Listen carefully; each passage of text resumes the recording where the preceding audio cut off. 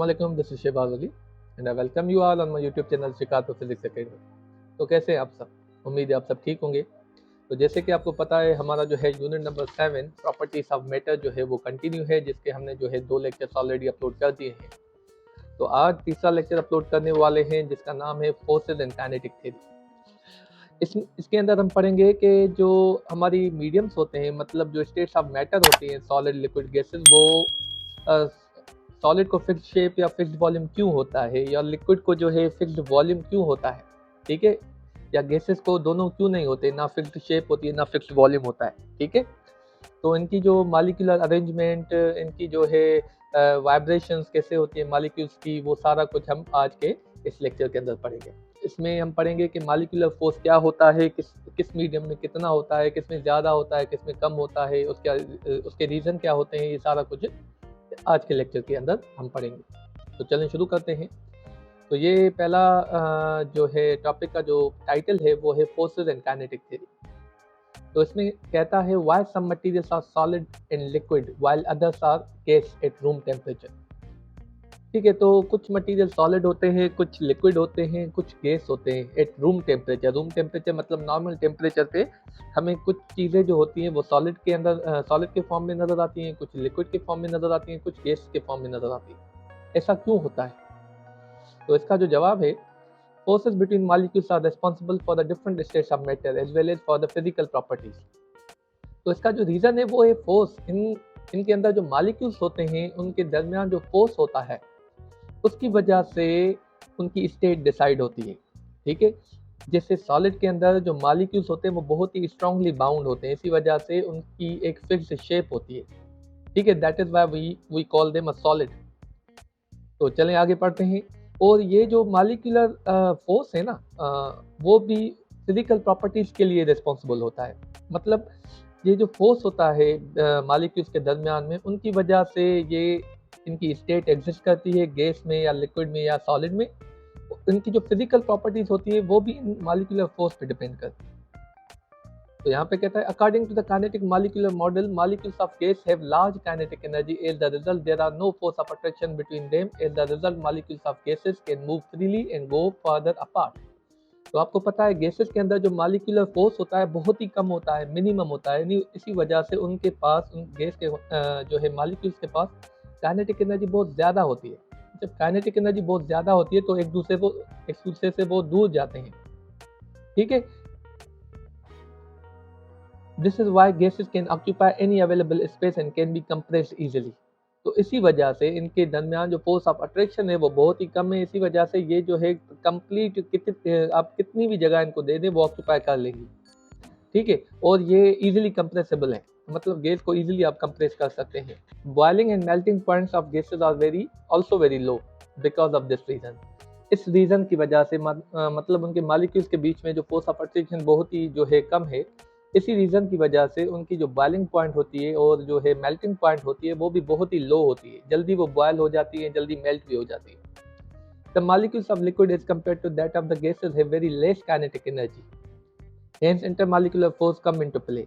मतलब उनके दरमियान लिक्विड्स की अगर आप बात करें तो उनके मॉलिक्यूल्स जो होते हैं उनकी काइनेटिक एनर्जी जो होती है वो गैसेस के कंपैरिजन में बहुत ही कम होती है, इसी वजह से उनके दरमियान में मॉलिक्यूलर जो फोर्स होता है वो ज़्यादा होता है। That is why the molecules of liquid are very close to each other but still free to move. तो इसी वजह से फोर्स ऑफ अट्रैक्शन की वजह से उनके मॉलिक्यूल्स काफ़ी क्लोज होते हैं पर वो भी फ्रीली मूव कर सकते हैं। Therefore, liquids do not have a fixed shape but fixed volume. इसी वजह से उनके पास फिक्स्ड शेप तो नहीं होती पर फिक्स्ड वॉल्यूम ज़रूर होता है, ठीक है। फिक्स्ड शेप क्यों नहीं होती, उसका रीज़न ये है कि उनके मॉलिक्यूल्स जो है फ्रीली मूव कर सकते हैं। जब कोई भी चीज़ फ्रीली मूव कर सकती है अपने हिसाब से तो उसके पास कोई फिक्स्ड शेप नहीं हो सकती, ठीक है, पर फिक्स्ड वॉल्यूम होता है। The melting and boiling points of liquids are also high as compare to gases. तो बॉइलिंग पॉइंट और मेल्टिंग पॉइंट जो लिक्विड्स के अंदर होते हैं वो गैसेस के कंपैरिजन में ज़्यादा होते हैं, हाई होते हैं। The molecules of solids have extremely lowest energies, therefore experience strong attractive forces. तो यहाँ पे कहता है मॉलिक्यूल्स जो सॉलिड होते हैं, सॉलिड के अंदर जो मॉलिक्यूल्स होते हैं उनके पास लोएस्ट एनर्जी होती है, एनर्जी ना के बराबर होती है, क्योंकि उनका जो अट्रैक्टिव फोर्स होता है, मॉलिक्यूलर फोर्स होता है, बहुत ही स्ट्रांग होता है and can not move freely. पर वो मूव भी नहीं कर सकते फ्रीली, वो अपनी जगह पे सिर्फ वाइब्रेट कर सकते हैं, but only have a small vibrations about mean position. Mean position मतलब एक फिक्स्ड पोजीशन के अराउंड वो जो है सिर्फ वाइब्रेट करते हैं। This gives solid a fixed shape, इसी वजह से उनके पास फिक्स्ड शेप भी होती है एंड फिक्स्ड वॉल्यूम भी होता है। That is why density, melting and boiling points of solids are very high. इसी वजह से उनकी जो डेंसिटी होती है, उसकी मेल्टिंग पॉइंट या बॉइलिंग पॉइंट जो होती है वो बहुत ही हाई होती है। वो इजीली जो है सॉलिड जो है वो बॉयल और मेल्ट नहीं होते। As a result we are able to convert water into ice. अब आपको पता है वाटर को आइस में भी कन्वर्ट कर सकते हैं हम। जब उनको कूल करेंगे, किसी भी पानी को कूल करेंगे तो वो वाटर आइस में कन्वर्ट हो जाता है। Cream into ice cream, simple cream को, नॉर्मल टेम्परेचर की क्रीम को हम आइस क्रीम में कन्वर्ट कर सकते हैं। ठीक है। Natural gas into compressed natural gas, जैसे हम सीएनजी भी जो है कहते हैं। तो कंप्रेस्ड नेचुरल गैस भी एक नेचुरल गैस ही होती है, पर उसको हम कंप्रेस करते हैं। ठीक है, तब जाके natural gas compressed natural gas बन जाती है। तो ये रीज़न थे जिनकी वजह से सॉलिड सॉलिड होता है, लिक्विड लिक्विड होता है और गैस गैस होती है। इसी वजह से सॉलिड को फिक्स्ड वॉल्यूम और फिक्स्ड शेप होती है, लिक्विड को फिक्स्ड वॉल्यूम तो होता है पर फिक्स्ड शेप नहीं होती। गैसेस को दोनों नहीं होते, neither fixed volume not fixed shape. ठीक है, चलें थोड़ा सा डीपली इसको स्टडी करते हैं। The state of substance can be changed either by heating और बाय कूलिंग।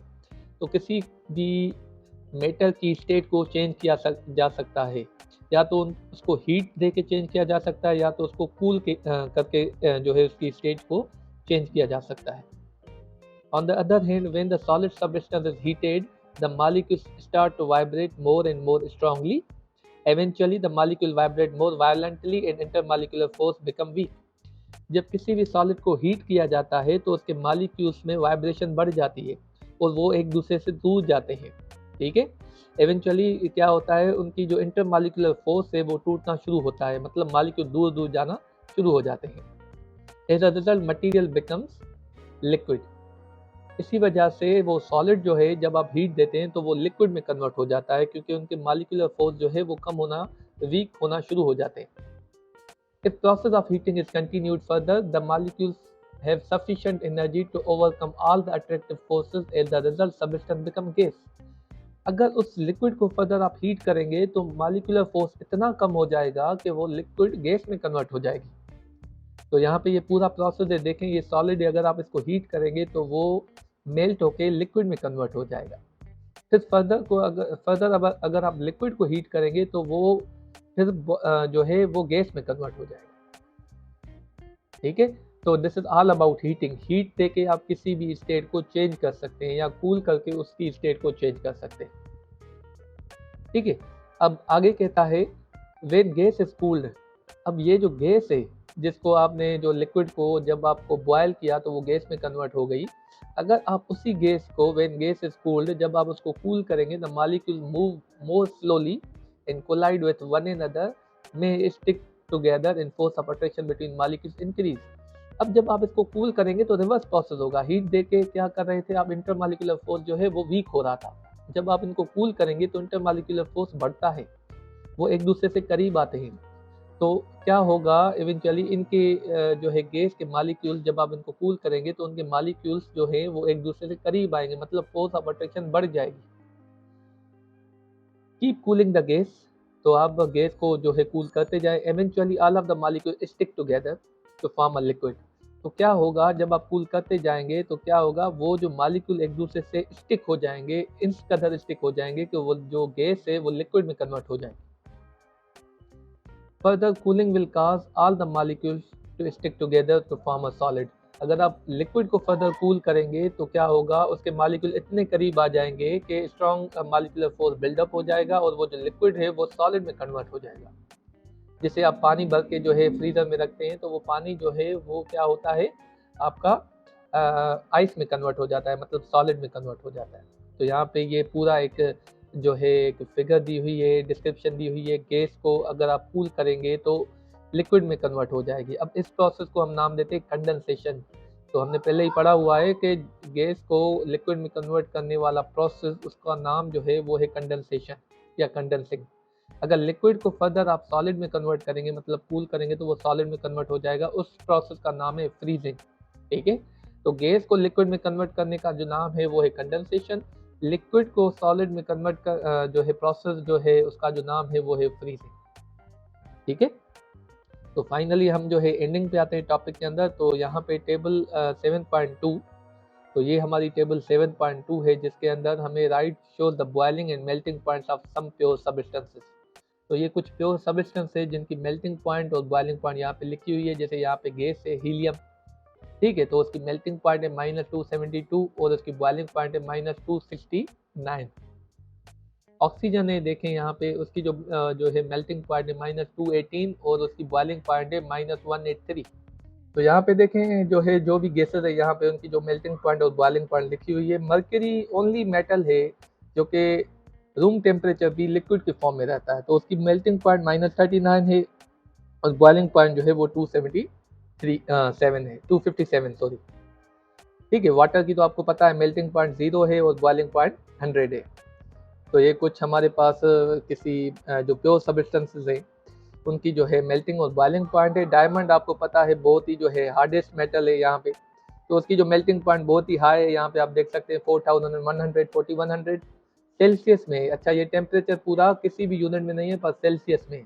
ठीक है, और उसकी जो बॉइलिंग पॉइंट है वो 5400 मतलब 5400 जो है सेल्सियस है। तो यहाँ पे कहता है helium has the lowest boiling and melting points as compare to other substances. तो आप यहाँ पे देख सकते हैं हीलियम की जो मेल्टिंग और बॉइलिंग पॉइंट है सबसे कम है। It solidifies only when it is cooled and compressed. जब इसको आप कूल और कंप्रेस करेंगे तो ये सॉलिड में कन्वर्ट हो जाती है। मतलब हीलियम गैस जो है जब इसको कूल करेंगे और कंप्रेस करेंगे तो ये जो है सॉलिड में कन्वर्ट हो जाएगी। Mercury is the only metal that is not solid at room temperature. तो यहाँ पे ये वाहिद मेटल है दुनिया का, ठीक है, जो कि रूम टेम्परेचर भी लिक्विड में होता है, लिक्विड के फॉर्म में होता है।